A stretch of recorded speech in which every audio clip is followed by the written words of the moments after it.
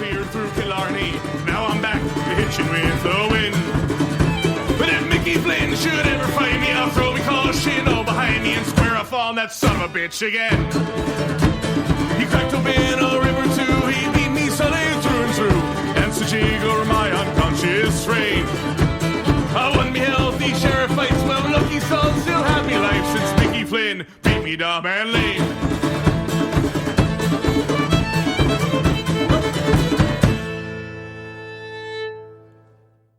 Hello, everyone, and welcome to another episode of PTBNL. It started out as a team of 5 tonight and is down to just 2. I am your host, Shane, and I'm joined with Sean. Sean, thanks for being a person and staying on the line with me. How are you, man? I'm as good as I can be without sports. I know. I feel like that's the answer every single show from half of the guys on this show. It's how I feel. It's terrible. And like, so I didn't get a chance to actually follow up and ask you. But your lady, she did not, in fact, play softball last week, I assume, right? No. Yeah, no, she did not play. Okay, good. So we had a brunch planned earlier that Saturday when she was supposed to be up in the Bucks County area. You were going to come down and we were going to meet you. I mentioned that Stephanie was a pitcher in high school, and we, not unlike yourself, I mean, we like take off for the Women's College World Series. It's basically like our week-long Christmas. So like she's devastated. So when she heard that there was potential live softball to be watched at the collegiate level near home, she was like, I don't care who they are, let's go. So we moved a brunch that we had to a dinner. And then I was like, fuck, like there is no sports anywhere. I can't imagine that this game is going to still be on. We hadn't heard from you yet. So I was like, well, we're just going to watch softball replays on YouTube. And that's how we spent our morning instead. So I'm in one way glad that she did not in fact play, because Stephanie would probably murder me at this point for not taking her to a softball game. But another way, that's really sad that she did not get to keep. She's not a senior, right? Yeah, no, she's been devastated the last week. She's been going through it. She had plans to go to the Women's College World Series with her mom. Oh, that's awesome. Yeah, no, she's been going through it. Yeah, that's tough. And it's crazy because like that truly is the impact that sports have on so many of us, and especially if you're still playing, and then playing at the collegiate level, and like that's a finite amount of time. You don't get to just keep coming back. So that's definitely sad, man. We feel for your misses. Me and Stephanie had a bit of a moment on Saturday morning, realizing that we were probably not going to get to watch that either. So tell her we're thinking about her. That's tough. Of course. Yeah, she's been going through it a lot last week. Like especially she was captain, and she only has 3 years because she went to graduate early. So she was really looking forward to the spring. You know, she went down to Florida for spring break about 2 weeks ago before all this Corona stuff started, and her team got really close. And then she came back and she was super excited, to play around here and have me actually come to a couple games. And then she got the news of all this stuff being canceled, and losing that and losing the College World Series, and she's really going through it. So I appreciate you saying that. Yeah, man. Well, like I said, we feel for, this has been something that's been, a mainstay in Stephanie and my relationship, since we got together, and I see how much it impacts someone who didn't even play at the collegiate level. And like I said, this is like her week-long Christmas, man. So I can't even imagine someone who was still currently playing and is being robbed of the, finality of that. That's, like I said, that's awful. Like that's fucking heartbreaking. But hopefully she keeps with it and keeps playing, even, obviously probably not going to play as competitively as she did in school, but right. It would definitely, like I said, I'm 30 years old. I'm still playing baseball. I can't give it up. So hopefully she's still out there and gets a chance, as this stuff passes over. Yeah, I'm sure she'll find something. I've been telling her she's going to find something. There's no way she can give it up like this. That's what I'm saying. I'll send Stephanie her way, and because she's a catcher, your lady. Yeah, it's fine. Steph's a pitcher. That'll work out well. That'll give us something to do. We'll sit down, hang out, and watch softball. Sounds good. But so you've missed the last couple shows. You were traveling back home and everything. Right. So we're actually going to kind of go through some of the bits that we went through over the last 2 shows or 3 shows, whatever it's been now, and get your kind of take and your opinion and your answers to some of the things that we went through. So a couple weeks ago, we broke down our favorite Phillies of our lifetime at each position. We did not do pitchers. We kind of just all agreed at one point that it was going to be Roy Halladay. Right. But if you have anyone different, by all means, go for it. But let's kind of start at first base. First base was actually kind of split. For me, honestly, it can't be anybody other than Ryan Howard. Yeah. And, I mean, for obvious reasons. He was, he had one of the greatest peaks in a long time. And, I mean, I don't know who they were saying, but Jim Thome was the other one. Oh, right. But I can't say anybody other than Ryan Howard. I guess because I'm younger, too. I didn't really get to appreciate the Jim Thome years. But, it's for me, it's between Ryan Howard, Reese Hoskins, or, oh, my God. What's Darren Ruff?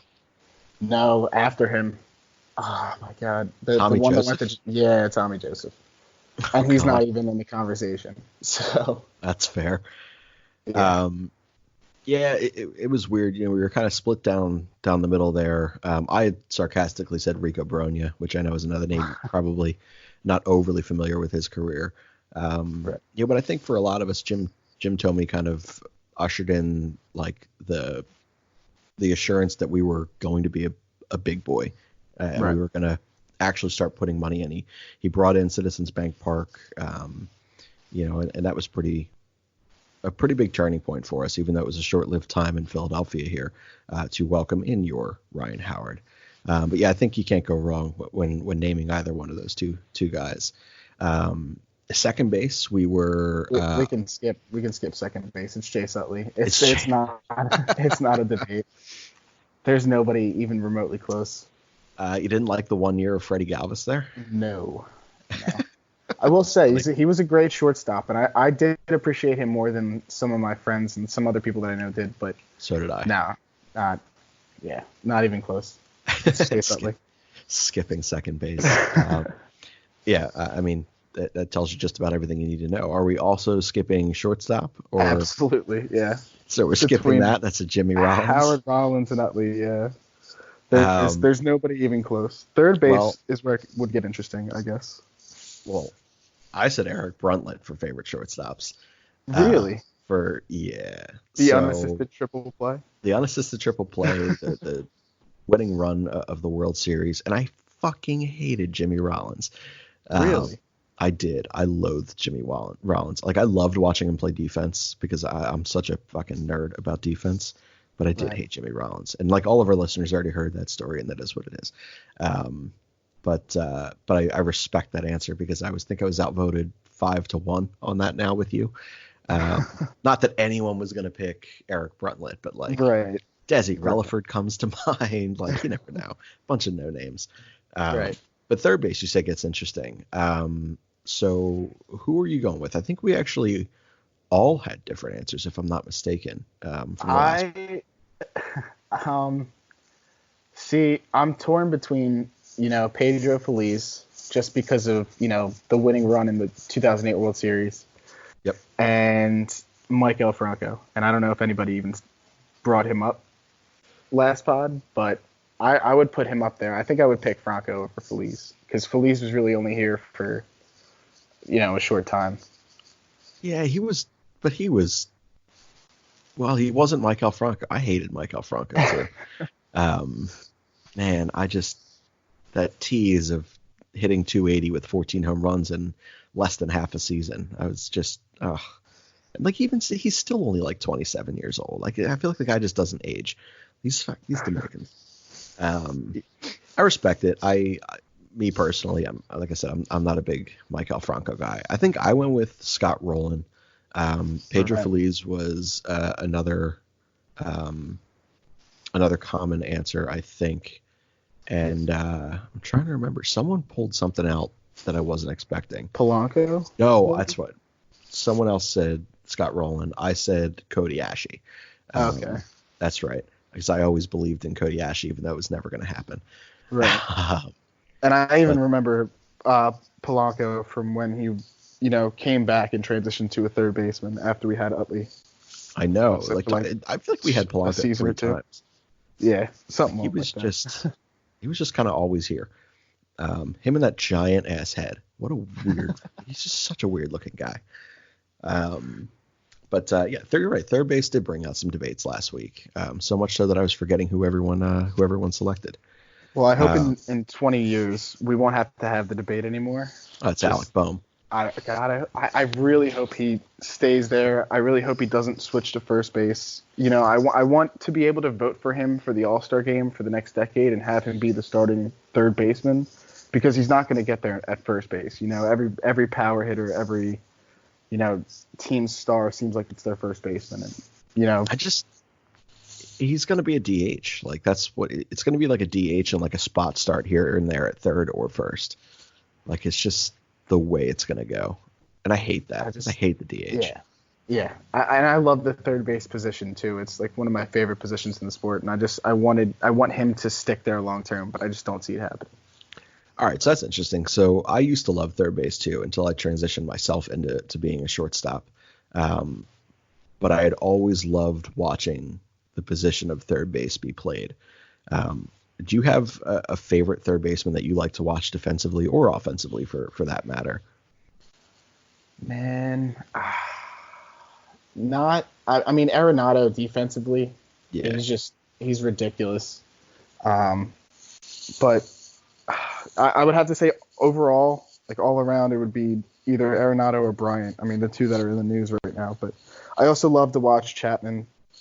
I had a friend, I don't know if you guys talked about this, I had a friend that said that Segura, to train for his third base, you know, starting at third base this season, he watched like solely Matt Chapman videos. He's the third baseman, right? Chapman? Yeah. Yep. Okay. In Oakland.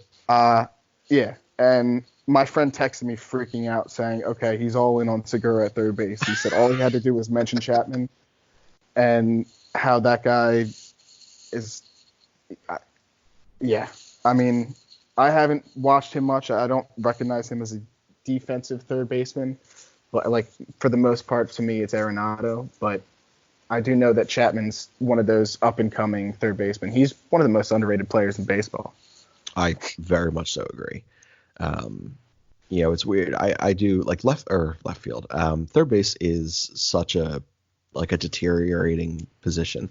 Like, you used to have mainstays in, you know, a power bat in left field, a power bat at third base, a power bat at first base, you know, and so much anymore. Like, the power's spread all over the place. Like, you have center fielders hitting 30, 35 home runs now. Like, that was not the case. You have middle infielders that are hitting 30, 35, 40 home runs. Right. That was never the case. Like, you relied on those guys in those three key positions of power, you know, to play like average defense for the most part. But third base was the one that stood out most, because like that's a hole defensively that like you notice. Like in left field, you kind of live with it. We saw that. We played with Reese. You know, first base is like legitimately like, well, shit, we're an NL team. We got to stick you somewhere. Right. Here you go. But third base, like there needs to be some talent there on the defensive side of the ball.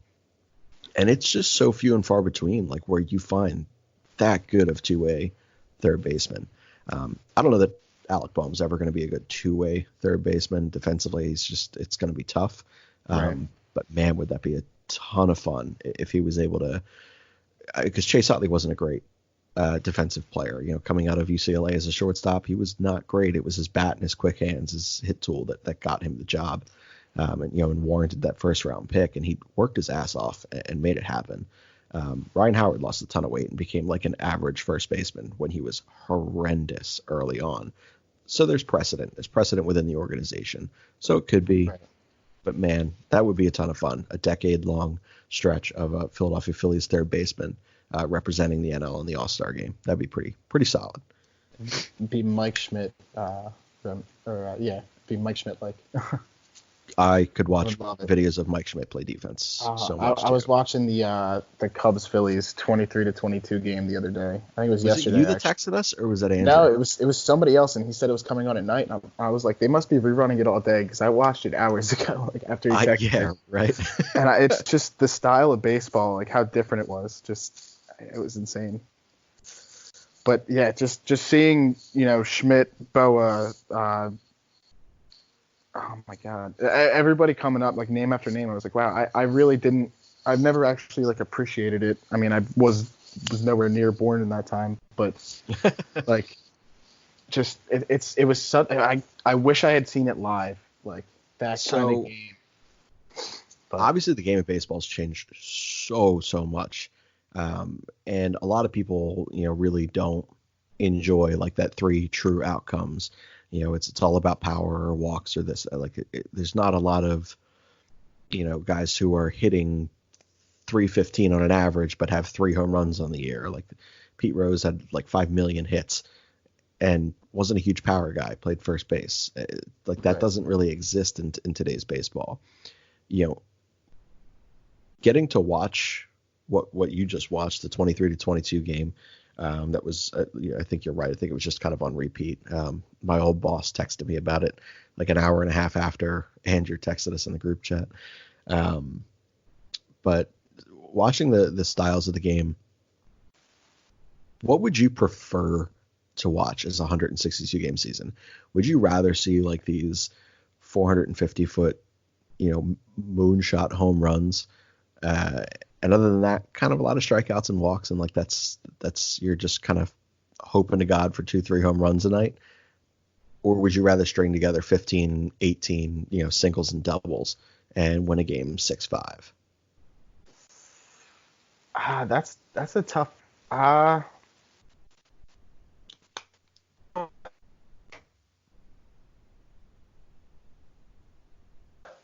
Me personally, I got down the line that I was watching, pop one. I mean, it depends on who the guy is, but watching somebody like Chase like rip one in the gap, and you knew he was getting to second, at least third, if you hit it right in Citizens Bank Park, like those kind of hits instead of, the Ryan Howard who he's gonna hit. He's going to hit 250, but he's going to get you 40-something home runs. Chase was more exciting. It was like he could come up and do anything. And that kind of player where it's like he doesn't have to rely on his power every at-bat. Personally, those kind of players, like the Jimmy Rollins, no offense, but. None taken. He's still one of the best shortstops in Phillies history. Yeah, I mean, I agree. It's weird. Like, I appreciate the evolution of the game, and like, I'm a big analytics guy, and I do like finding the next wave of advantages. The next like defense to the current offense of whatever the new thing is. And how you, like I said, you hit the way to change, the launch angle is all right, we'll throw up in the zone, fastball's high, and it is fascinating to me. But I will say there was something so much more pure about this game, and I know that people hate using the word pure when talking about baseball, but when there wasn't like these overly dramatic shifts where you almost always had two infielders on each side, and it was maybe a couple steps you're shading towards the line, or you're protecting the lines late in the game. And like, that was kind of it. I do feel like you're robbing some of the excitement of like, there are guys like a Chase Utley who could line a ball that would be into the gap at a low line drive, but definitely over a second baseman's head where the second baseman traditionally plays. But the shortstop might be playing, right center field, and just stand still on a rocket that would have otherwise been a double or a triple. And you rob that opportunity. That kind of sucks. Like, that part of it I do miss. And I think like how hitters combat that fielding, combatants of what hitters are doing, if that makes sense, is, Bryce Harper laying down a bunt to third base when nobody's there. Watching that kind of stuff, that brings it all right back to me, to where I don't mind the shifts. It's all mind games now. It's all, like if they're going to play three guys on the right side of the infield, I'm going to hit it to the left. I mean, look at what Rendon did in the World Series. Sure. That's what Chase Utley tried to do before he hit a 2-run home run in Game 1 of the '08 World Series. Right. I don't know if many people remember it. He tried to lay down a bunt, right? Yeah. Yeah. Mm-hmm. I do sort of remember that. Yeah. But that kind of stuff, And like I was saying, Rendon hitting a single, right at where the second baseman would have been in the World Series. Everybody was talking about that, just his pure hitting where all he had to do was aim the ball directly at where the second baseman should have been playing, and he hit it for a single because nobody was there.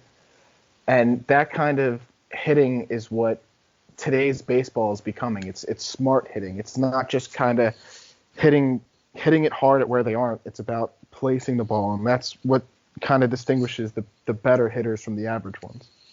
Yeah, I completely agree. Like, there's a drill we did, and we still do it, in the league that I play in. You line up in the cage, and whoever's throwing BP, and you sit there and you get 5 to 10 pitches you got to hit a sac fly with, and you get 5 to 10 pitches you got to pull on a line, 5 to 10 pitches you got to hit to the opposite gap, 5 to 10 pitches you got to put on the ground. And it's learning how to take these pitches where they're thrown, or how to fight things off.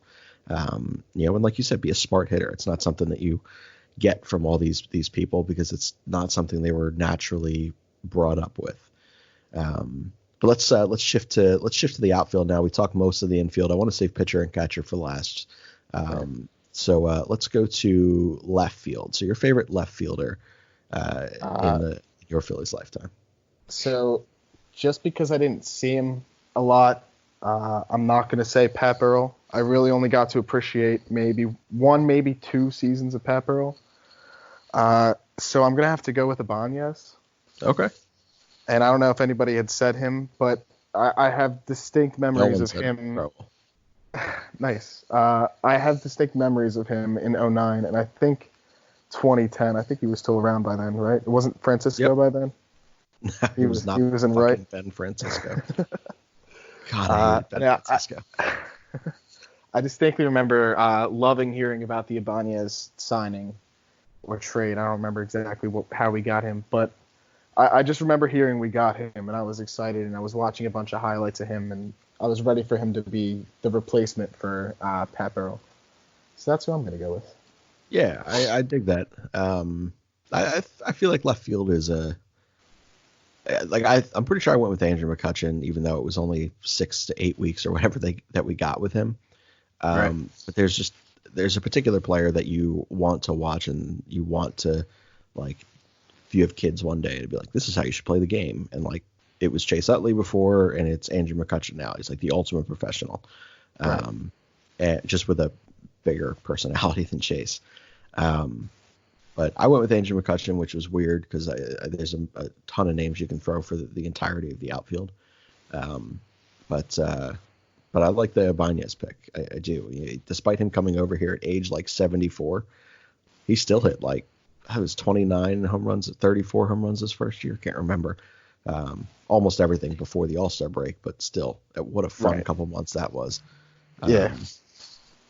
Oh yeah. Yeah, definitely. That was a magical season, even though they couldn't run it back. But I know it was fun. They were great. All right, let's shift over to center field. I think most of us had the same answer for this one, but go ahead. Shane Victorino. Yes, sir. I feel like we almost all had that. Right. Shockingly, no one said Odubel Herrera. Can't imagine why. Let's shift over to right field. I feel like someone had a different right field answer, but go for it. I mean, there's nobody else. I mean, you could say Jason Worth, but when he left us, we all hated him.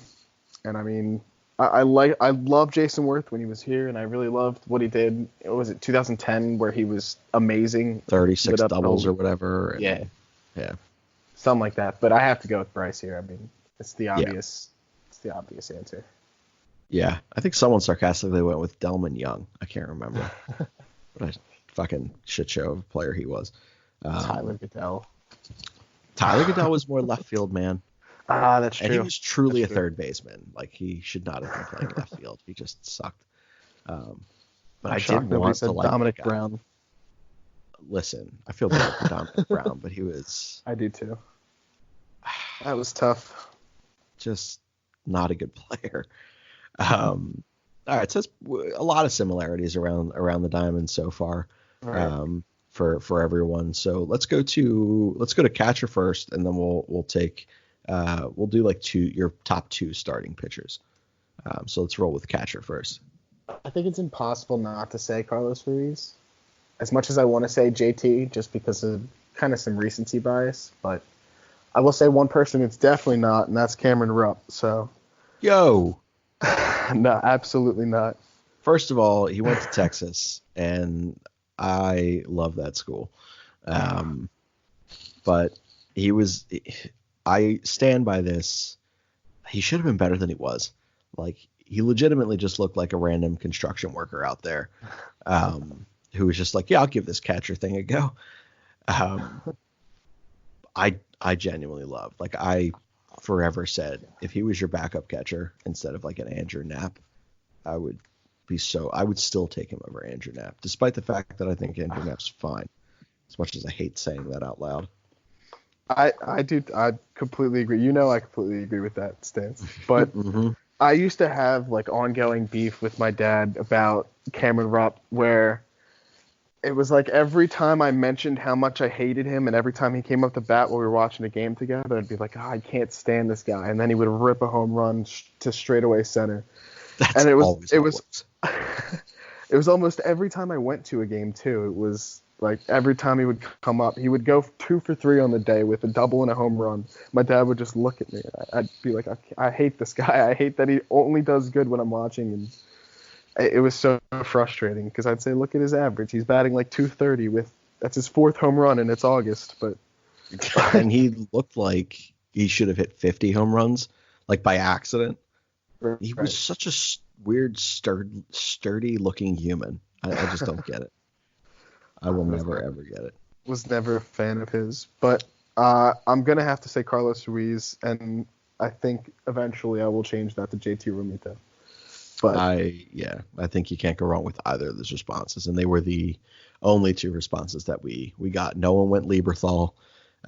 No one went Brian Schneider. No one went Chris Coast and the 33-year-old rookie. But I did like Chris Coast a lot. I like this story a lot. Yeah. But yeah. All right, so let's go to 2. We'll just go with 2 starting pitches from you, and then we'll get into some baseball movie stuff. I'm gonna say Hamels. Okay. And I'm gonna have to go with Nola. Those 2 were my. Oh wow. They're my 2 favorite. Because I know everybody's gonna say Halladay. It's obvious.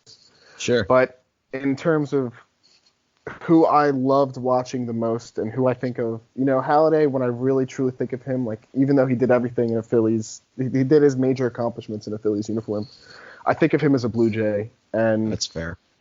As far as Philly pitchers go, it's got to be Hamels, and even though Hamels turned his back on us, but young Cole Hamels and Aaron Nola.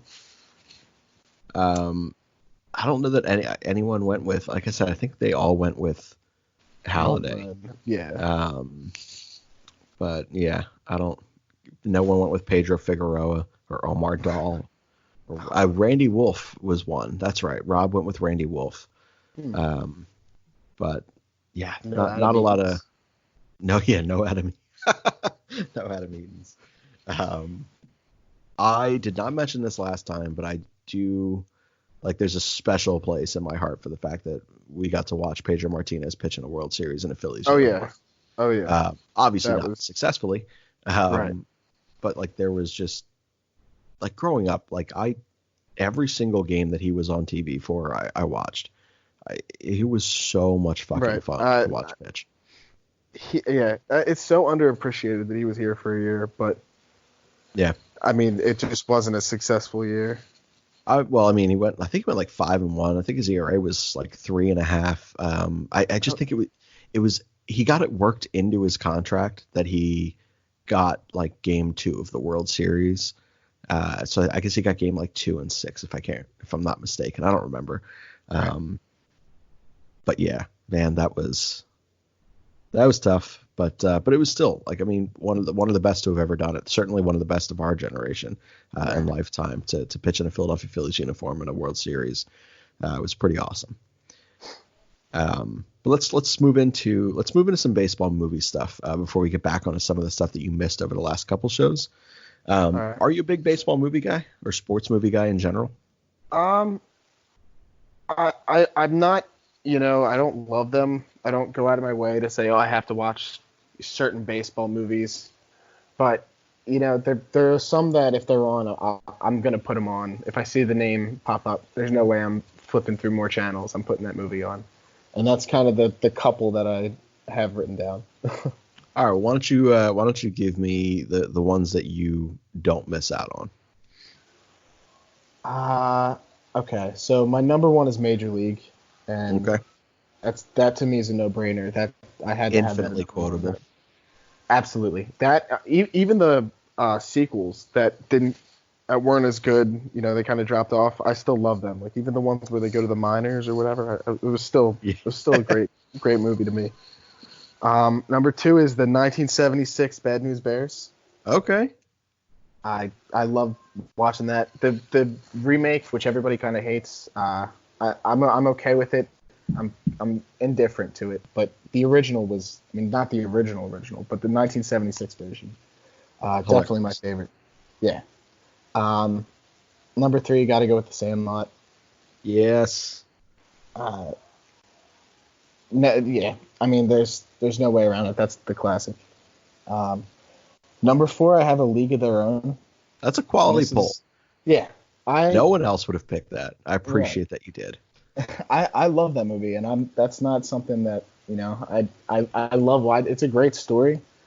And I feel like that's one of Tom Hanks' best movies, in my opinion. I think it's underappreciated, in my eyes at least. Very much so agree. And for number five, I was kind of split here. I really, those top four are the ones I don't miss out on. These last two are just kind of quality movies. One is 42, the Jackie Robinson one. I think I've only seen it once, and I don't exactly remember the entire movie, but I remember really enjoying it, and I'm going to have to rewatch it sometime over this coronavirus break. But the other one I have is Mr. 3000 with Bernie Mac. I love that movie. It's so not good, but it is so fun. I completely agree with that. It's one that I never see on. I never hear about it because so many people don't like it, but I enjoy that movie. It's definitely fun. And notably missing from my list is Field of Dreams, which I am not a big fan of. Really? Yeah.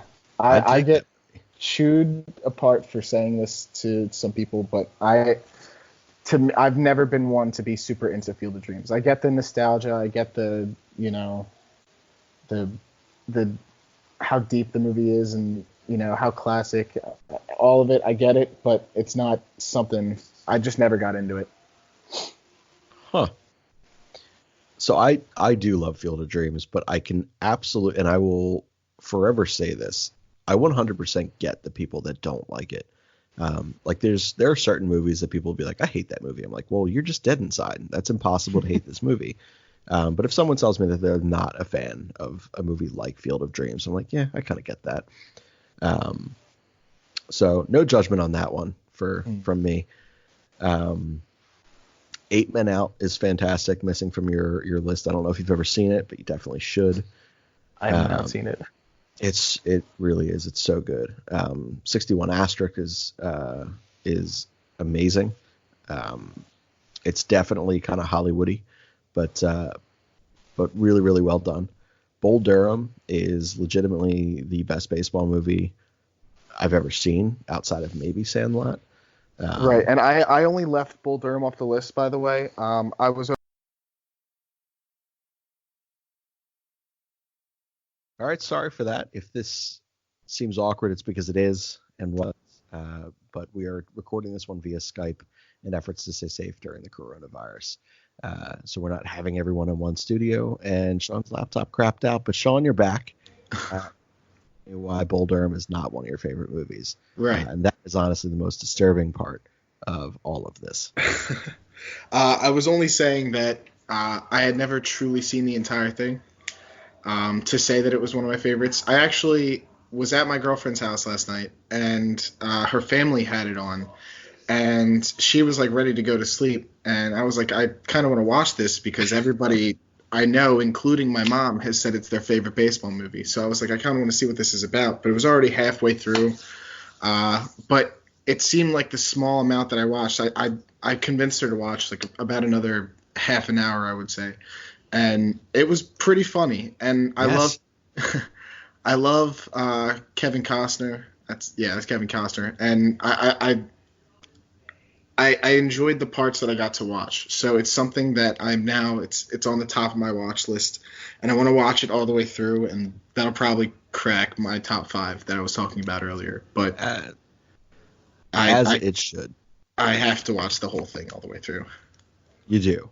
So I actually feel better about this now. I mean, I'm still not entirely certain how you've made it 21 years in life without seeing it. But it's okay. You've seen some of it, and it's piqued enough of an interest that you're going to watch the rest of it. Susan Sarandon, total babe, by the way. Very much so makes it a watch on its own. I'm sure that we've missed, like The Natural is amazing. I can't remember if I said that. Robert Redford's great. But there are a million different baseball movies. We can never get enough. But we talked about your position by position favorite Phillies of your lifetime. We went through some baseball movies. I literally recorded the show last night with all the other guys for another thing that I was supposed to also ask you, and I'm blanking on it now. What the hell was the other topic that we were going to talk about baseball related wise? Owners in sports. Got it. Never mind. Put it together. Took me a second. But you had been getting into random arguments with friends about the kind of the statuses of coaches, GMs, and owners and things like that in sports. The whole reason we had the conversation yesterday was because of the Malcolm Jenkins thing. So we started to kind of break down which front office we kind of trusted the most. Like, you guys probably trashed Howie. We trashed everyone, honestly, except for Chuck Fletcher and the Flyers. Right. Because we are Philadelphia. We live in the moment here. We are angry all the time when things go wrong. And the second they go right, they're Jesus Christ again. But I am curious to kind of get your point of view in terms of 1 through 4 rank, and you put it all as a collective group. So ownership, GM and front office, and coaches or managers. Ooh. What to you is let's go most successful to least successful, or the most trust you have to the least trust you have? All right, I like the trust part. Well, in terms of trust, actually, I'm gonna have a completely different list between the coach versus the GM or the front office. So in terms of the front office, GM wise, I think most trust is probably in Chuck Fletcher and the Flyers. Secondly, I'd have to go with the Eagles. Close second. I think I trust the Eagles, and I think the answer is going to be a lot different today than it was yesterday, because it seemed like you said, we live in the moment, and yesterday dropping Malcolm Jenkins was a huge what are you doing? Why are you doing what you're doing? And then we wake up today and we hear news about, Darius Slay traded for a 3rd and a 5th round pick to the Eagles, and you're like, okay, I can buy back into this. I don't know why we ever didn't trust Howie. But and then there's rumblings of us getting Julio Jones from the Falcons. No, but that's a fake that's rumor. That's for another time. That's a fake rumor. So second, I would have to put the Eagles, Howie Roseman. Third is really, it's a toss-up. In terms of trust, I'm going to have to go with the Sixers. Wow. You're the only person that didn't put them fourth. And the Tobias Harris thing, I liked that move. I didn't like the Al Horford move, but how are we supposed to know he was going to regress? And I don't entirely put that on the front office as much as I put, Jake Arrieta on the Phillies front office, and that's why they're fourth. Specifically the Jake Arrieta deal. Well, I mean, as happy as I was at the time, atrocious looking back at it. But it differs to me for coaches, though, because even though the Flyers stay first, in terms of coaches, I would put, Girardi ahead of Doug, because there was a lot of question marks on 100% agree. Doug Peterson last season. And I think Girardi goes from, 4th worst front office in Philadelphia to 2nd best coach. And then you get, in my opinion, Doug Peterson coming in at a close third. And then, if I could drop down about 40 more pegs to Brett Brown, I would. But I'm so ready for him to be gone. It pains me because I am very much so a Brett guy, but like even I and all of the other like Brett truthers out there recognize that like sometimes marriages just don't work out, and like this one is done. And it is in the best interest of both parties to move on. Completely agree. And I had always been a supporter of him, and my friends had always texted me saying, "Are you done with Brett Brown yet?" And I've always been Isn't that the worst? Kind of I've always been one of the last ones kind of sticking up for him. But this season has, despite the injuries, this season has proven to me that it's time to move on. There has to be better options. There's no reason this team shouldn't be succeeding much more than they are. And it has to start with Brett Brown. Yeah, the Sixers, to me, are just a train wreck of an organization. Like, they are exactly what you do not want a front office down to the last guy on the fucking bench, what it would be. Like, they are an absolute mess. Right. Ownership's awful. Sell the goddamn team. Elton Brand was only put there because he didn't have like the clout to sit there, and I just use the word clout, man. That's fucked. That's a strike? I think that's a story. I think that's 100% a striking story. But I said it because one of the guys that I work with lately is a 38-year-old man who said it, and I was like, I guess it didn't sound too bad from a 38-year-old guy saying it, but that just felt wrong even saying it. But yeah, it has. I don't even remember what the fuck I was talking about now because I just said that word. Shit. The Sixers? Yeah, something about the Sixers. They're just a trash organization. Brand having the clout. That's right. Yeah, wow. Even you just the disdain in your voice repeating it back to me is upsetting. But yeah, like he was basically put there because he can't do anything. He's just a figurehead. Like he was forced to keep Colangelo's entire staff, and like, fuck, it was so moronic, so dumb. Yeah. Oh my God. All right. Well, I have to before we move on to any other front office talk and stuff. I do have to issue an embarrassing story. I forgot you've not actually been on for this yet. But anytime anyone says, I know the rules and all that. But yeah, well, Rob's kept us all very up to date in the goddamn rules. Anytime we say anything that would ordinarily piss somebody like me off. So like if I make myself cringe as I just did, I have a bad habit of calling myself out on that versus just hoping to God it goes into the rug. But Sean was actually pretty spot on with that one as well, calling me out pretty much immediately. So the rules are that we have to issue an embarrassing story from our past. Last night's episode was weird. Rob's embarrassing story involved a pocket pussy. Oh my God. It was the whole last 20 minutes of last night's episode should have just been deleted. Honestly, that was a damn mess. Oh my God, Sean, you just texted the group for that? Felt the phone vibrating. Oh, that's so awful. Oh, all right. Let me think. So I had one that I was going to use tonight, but like it's one that I have to use if I ever break another rule when Berardi's on, so I can't use that one. So all right, I'm going to go instead with. So I used to work in a movie theater, right? And it was the midnight premiere show of Magic Mike. Now, for anyone who knows me now, picture me like 50 pounds less than actually in shape when this movie came out. And I was a far more fun guy. And I was like, oh, this should be a fucking nightmare of a night with all of these, 40, 50-year-old women coming in here to watch this goddamn movie.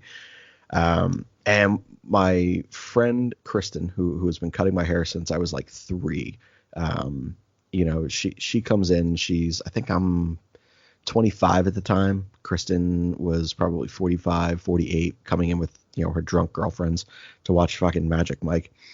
She tells me that she is in auditorium 12. except she inverted the numbers. She was actually in auditorium 21. So I walked into 12 moments before this movie starts, and there was like a clip of like the actors and whatever in the front end of it. And it was basically like a striptease of an act. Now, I texted, I said, where are you sitting? She goes, I'm directly in the middle. I'm like right at the break. I was like, all right. Well, I couldn't see her, but I figured she was there. So I 100% did a striptease in the middle of a 450 person auditorium to find out that I did it to the wrong fucking auditorium. And Kristen and her drunk ass friends did not even see. So there I was down to my boxers, and I was like, well, fuck me. Sorry about that. That must have been incredibly awkward and weird. I'm going to collect myself and leave. So that was a damn nightmare. Not the crowd you want to do that to at midnight. A fucking Magic Mike show. A bunch of drunk 40-year-old women. It was awful. Not my finest of moments. Jeez. So, man, this is embarrassing. I made the rules to this game, and I have had to issue the most punishments to myself. That is not a good thing. Wow. Jesus Christ. All right, back to front office talk. The more important thing here on PTBNL. Jesus. So the Sixers is a train wreck. I like what you said about Girardi. This is something that, and we were both Cap guys, you and I. Right. But it was another one of those things that, like, if you were going to move on, this was definitely the guy to do it, or to make that move for. And yeah, man, I mean, we're seeing what Alain Vigneault is doing with a very similarly structured Flyers roster. Right. And the Phillies are, in my opinion, a lot more talented than what the Flyers are. Comparatively, absolutely. Yeah, at least I've even made this comparison. I've said this multiple times to some people that I talk to, and like they all kind of agree. Where I called the Flyers getting a new coach and all the young talent and the superstars that they kind of put together, just the right pieces. I called it in the summer. I said, this Flyers team is going to be a lot better than people think. And everybody kind of laughed at me. And I was like, okay, watch, they're going to win the next title in Philadelphia. And you're all going to, come back to me and say you were right. And as of right now, I'm looking at this Phillies team with a coach like Girardi and, a roster of second-year Bryce and JT and a fresh new McCutchen. And all I'm thinking is, I mean, beyond the pitching staff, which is still a question mark, this team can turn some heads. And, and I don't think anybody else in the league is kind of even paying attention to them. And I think they're going to be a lot better than people think. But I very much so agree. And I think one thing that's going to be underrated about all this, if we are fortunate enough to have a baseball season this year in a shrunken capacity, that plays so much into the Philadelphia Phillies' hands. You have a guy like Alec Bohm, who, service time shit has to just go out the window at this point. And he was raking at spring training, and he was, fine defensively at third. That's a guy that plays for you, like pretty much from the jump. And you have a lineup with your fully best offensive output out there. You have Kingery in center, Segura at second, and Alec Bohm at third. And that's fantastic. Then you have the extra, time for rehab for Andrew McCutchen, who was, already slated to miss the first several weeks of the season, and Lord knows how much until he felt right. Well, now he's going to have the opportunity to play from the jump. And then you're going to have a guy like Spencer Howard, who has never pitched more than 100 innings in his professional career. Well, not going to have to throw that much more than 100 innings, and he's going to have had 2 months off at this point, 2.5 months off since his fall league. So much of this plays into the strengths or to the things that we need to happen in Philadelphia. Put that with a manager like Girardi, I'm all for it, man. Right. Robertson thinks he's not going to, but I mean, he even said he's like eyeing a mid-season comeback. And if he's right about that, I mean, that plays into the Philly strengths as well. That's an entire season of a guy that we were depending so much on last year. All these guys, Sir Anthony too, if he ends up not needing Sorrento Tommy doesn't John. sound good. I think he and Robertson both are probably not pitching for us this year. Right. We'll see. But yeah, it does play well with the Phillies more than other teams. Yeah, I very much so agree. So yeah, I mean, you have pretty similar thoughts on last night's topics as most of the other guys as well. The only thing different was you didn't have the Sixers as your worst or least likely to trust organization, which we all collectively did. Let's slide over to one of the final topics here. We may have another one after this that'll come to me. I'm blanking on things.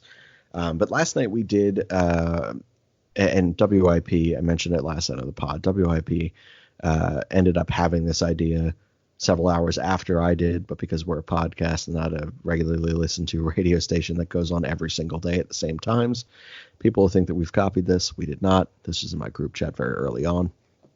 But we're going to do ANYP members that you would most like to be quarantined with and the one that you would least likely to be quarantined with. To give you some context here, last night the guys chose Whiskey Ramble's leading host Steve as the guy that took the most votes for wanting to be quarantined with, and the reasons were alcohol and video games.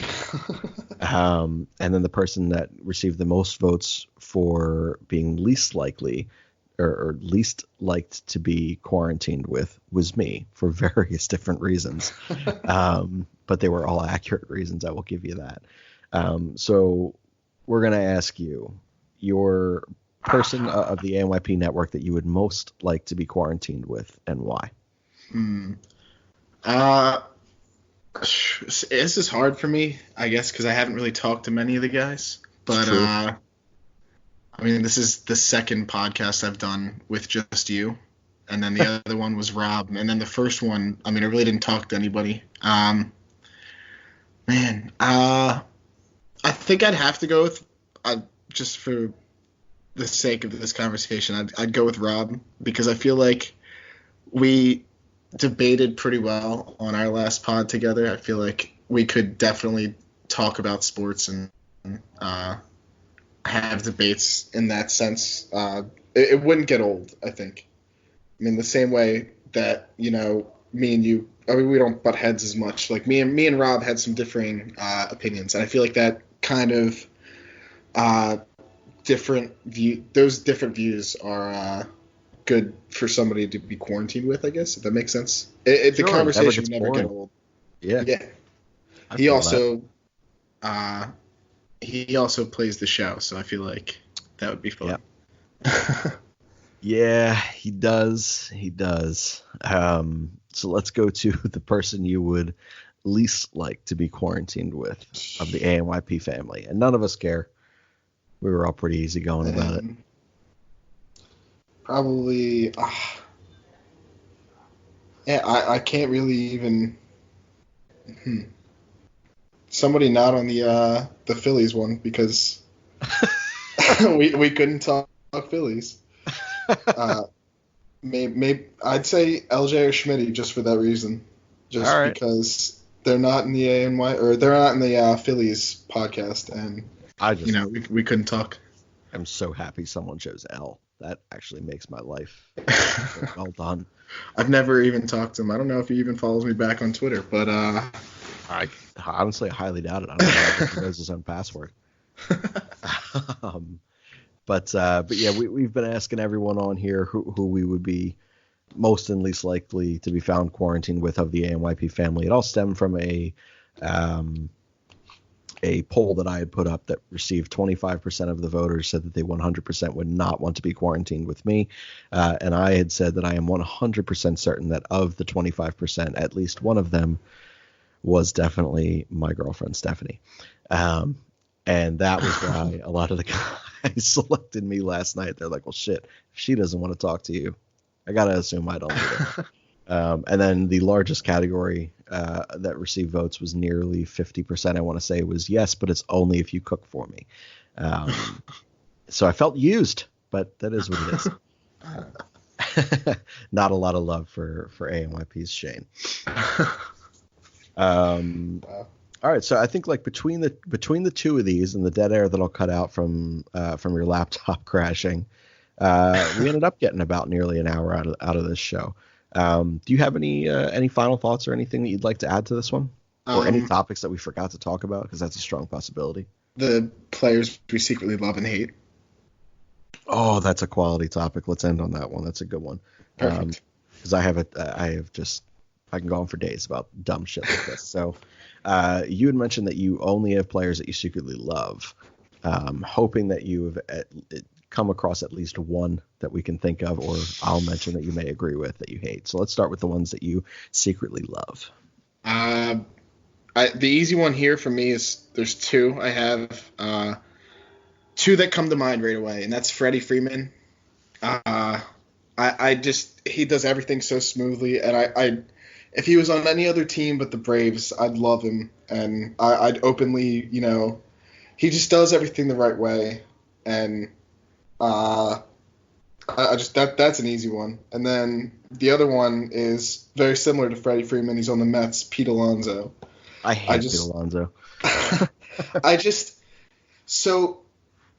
Me and a friend, we went out to eat, and this was about early last July. It was the day of the home run derby, and we looked at the bracket, and we perfectly pinpointed who's going to knock out who in which round. And he kept saying, like, just put all your money on Vlad, like, because we were talking about betting it. And we were like, put all your money on Vlad. Like, he's going to he's going to just crush the ball every round. And I was like, he's going to be exhausted by the third round, and he's not winning. And we kind of picked, like, this person's going to knock out this person. And I said, I think Pete Alonso is going to beat out Vlad in the final round. And that's exactly what ended up happening, because I knew that, Pete would consistently hit home runs. He's not going to hit 200 in the second round to not hit any in the third. And that ended up being exactly what happened. And just, like, between that and then recently he posted on Twitter about the whole coronavirus thing, and it was all extremely personable, and it just made me – if he was on any other team, if he was on the Marlins, I'd openly like him, but it had to be the Mets, and then Freddie Freeman, it had to be the Braves. Just two players that, I respect. They hit the crap out of the ball, and they play the game the right way. But that's fair. Freddie Freeman was definitely one of mine for players that I secretly love. And it was weird. Like, it was definitely like an acquired love, because he is impossible to get out, and he's in the division, and it just seems like he is just always doing damage against the Phillies. Right. But then when you take a look, just like you said, from purely a baseball standpoint, like, there are so few guys that you can just look at and be like, this is someone you should model your entire appreciation of the game on. And he's one of those guys. Right. Another one like that for me is Anthony Rizzo. And I say that I secretly love him because I've been pretty open about my disdain for him at times. I always thought that he kind of had a punchable face. And then there was a moment in the 2016 World Series after that final out where he smiled, took the baseball, and put it in his ass cheek pocket like a little kid. And I'm like, that's fucking 100% what I would have done.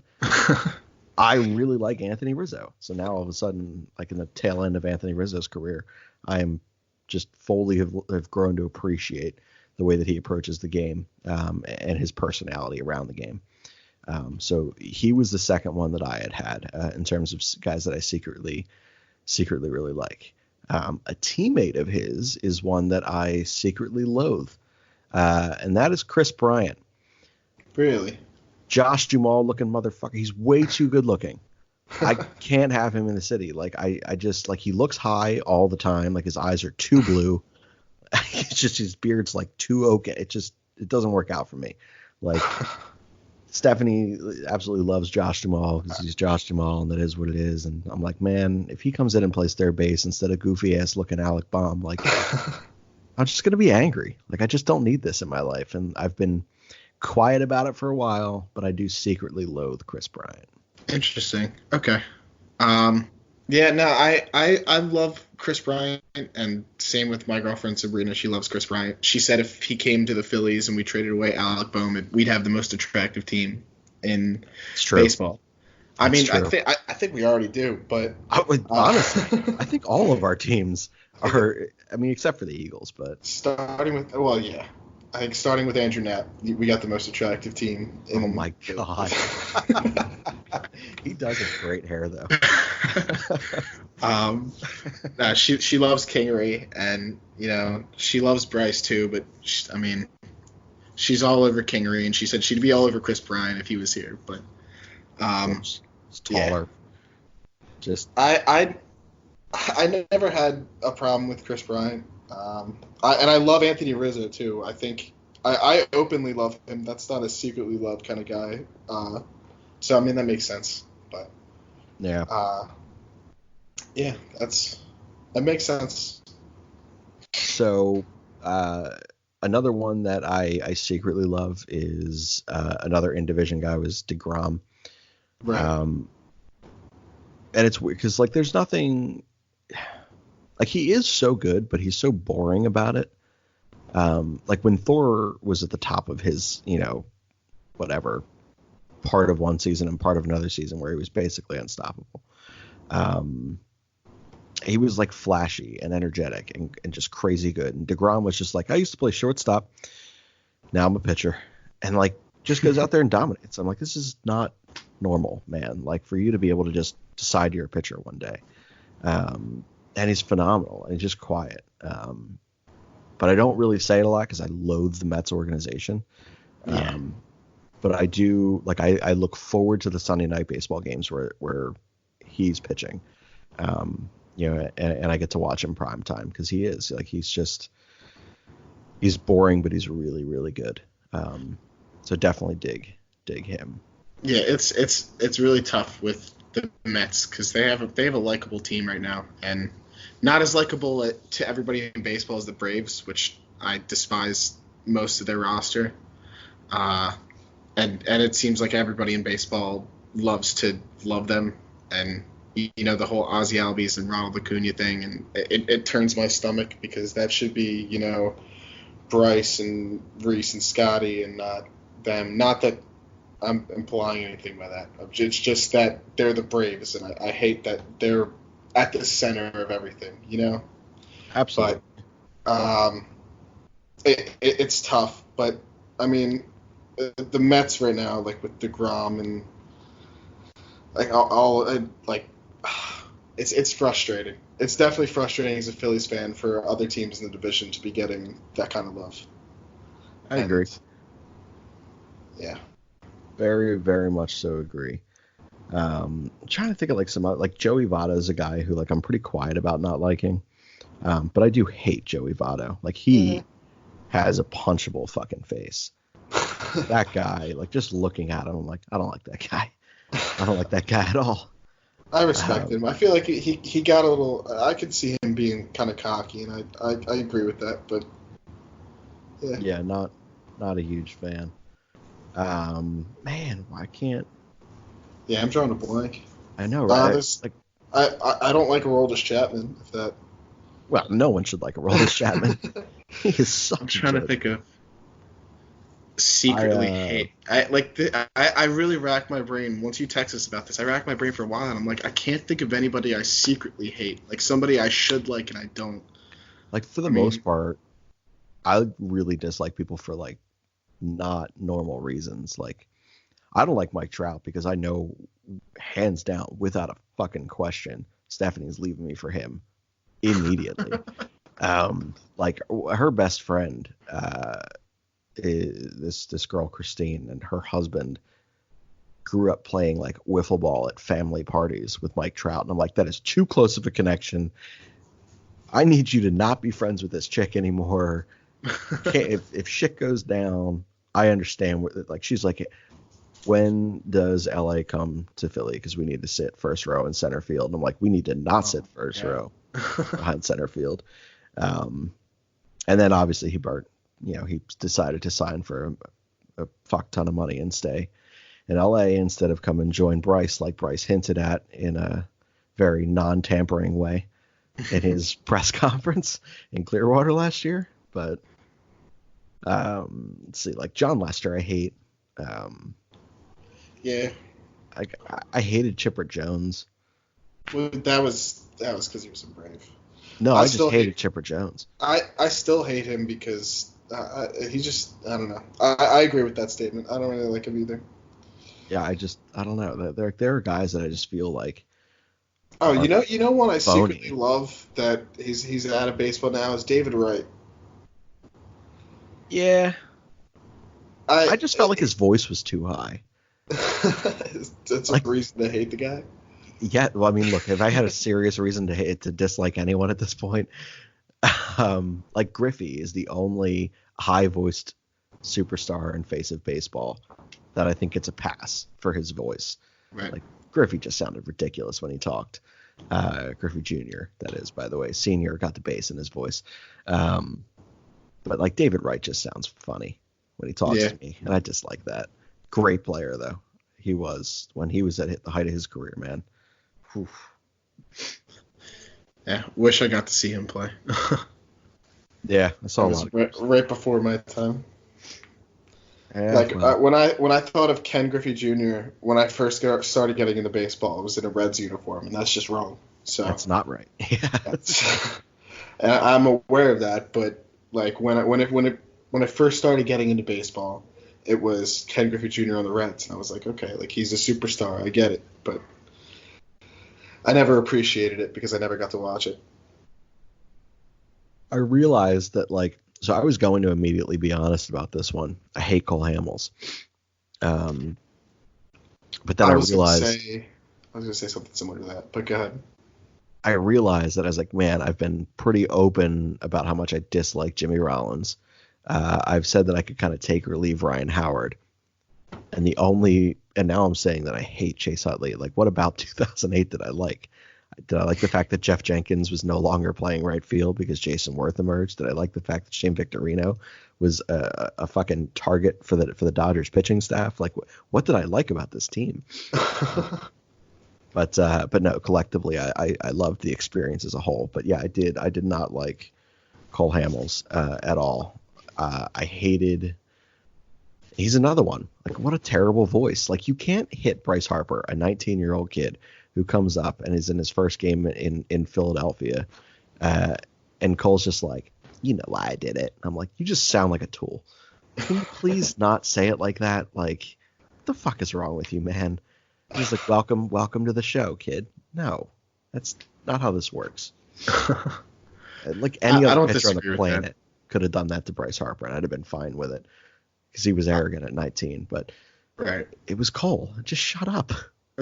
He's terrible. I didn't hate anything about Cole Hamels until he rumored that he wanted to go back to Philly and then sign with the Braves, and to me that was.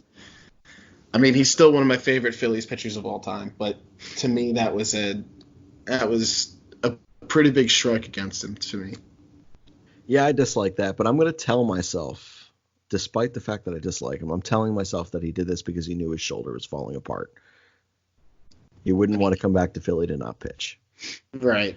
And on top of that, they're going to give him $18 million for 1 year, Which is now only going to effectively be like 17 starts. Right. Not worth it. No, not at all. Well, if you look at that for the Didi contract, which we're going to get less games of Didi Gregorius. Yeah, but Didi plays every day, so it is what it is. Yeah, you're right. That's a good point. All right, so I'm going to revisit this one when we have a bigger group too, because I feel like this is a good one to play off of each other. I think it's a good topic, the players that we secretly love and hate. So we'll definitely revisit this one. But do you have any final thoughts? Nothing off the top of my head, actually, no. All right, man. So where can we find you on Twitter? You can follow me on Twitter at SeanNew27, and you can follow the podcast at ANYP Phillies, capital ANYP, P, and then Phillies. All right, and then you can follow the Always Next Year Podcast Network on Twitter. It's at ANY Podcast, ANYP. Fuck. I can't remember what it is. I don't know. It's been forever since I logged onto it. Everyone else manages that one for me, but you can follow me. I retweet everything that comes from the network anyway. It's at Shane_Mead. You can follow all of the other hosts of the PTBNL podcast, which we swear to God we will name later, maybe. But it is Rob, who was mentioned on the show. It's at radio_Rob. It was Andrew. It's at AJ_Santangelo. Both Joes. One is at Brosif Biscuit. The other is at JJBoric26. The last host is Scott over on the West Coast for us, and he is at SP Novik. I think that's everyone on this team. We did earlier, and we recorded it earlier, and we released it on the PTBNL site or thread as well. We have signed a comedian to the ANYP family. We're expanding beyond the sports world. We started doing this with Whiskey Ramble over there with Whiskey Schmitty. But we're excited to bring in a comedian, bring in a new comic.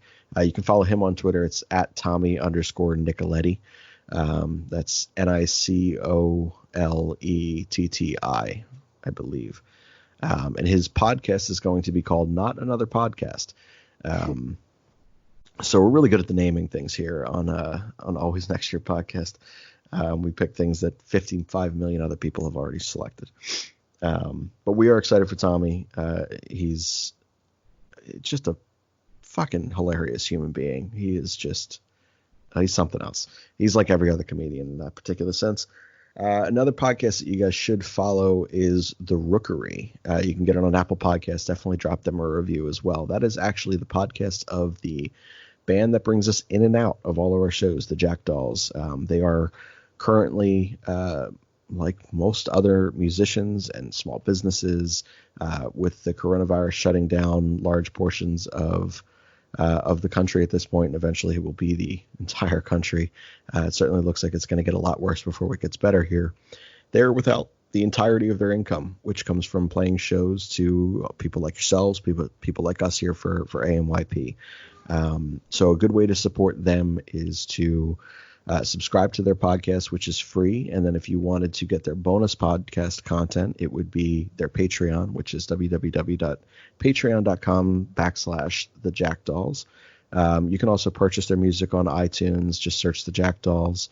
On the Lash is my favorite album on there. I think they have 3 or 4 out there now on iTunes. And then you can get merchandise on their site. It's www.thejackdalls.com. But anything that you can do to help them out, please do so. It would mean a lot to me. It would certainly mean a lot to them. And then the same goes to all of your local businesses. So if you have local pizza shops that are still open, local restaurants, local markets and things like that are, still doing curbside, delivery, definitely try to support them any way you can. It's going to be a really tough time for a lot of people. And then if you happen to know a softball player or a college athlete, not unlike Sean's lovely missus, make sure you let them know that you're thinking about them, because that's awful. Like, to know that some of these seniors are out there and missing out on these March Madness, guys and girls, man, it's just a lot. So this is a unique time. Make sure people know that you're thinking about them and try to take care of each other if you have the means to do so. Sean, it was awesome. I'm glad that we were able to get you on. I'm glad that we were able to suffer through technology lapses together. Mine screwed up on my interview earlier with Tommy. You're screwed up on this one now. So Corona's clearly gotten into technology too. Lovely. But we will be back probably in the coming days with another show. Like you said, we're going to try to keep the content coming, various different topics, baseball related, non-baseball related, give you something to do during this time without sports. So we will see you in a few days. This is signing off for Sean. I am Shane of the Always Next Year podcast and the PTBNL show. A fighting man I used to be, revered and feared through Killarney. Now I'm back, hitching with the wind. But if Mickey Flynn should ever find me, I'll throw me caution behind me and square off on that son of a bitch again. He cracked open a river too, he beat me Sunday through and through. And so jiggle my unconscious frame. I won me healthy sheriff fights, well lucky son, still happy life since Mickey Flynn beat me dumb and lame.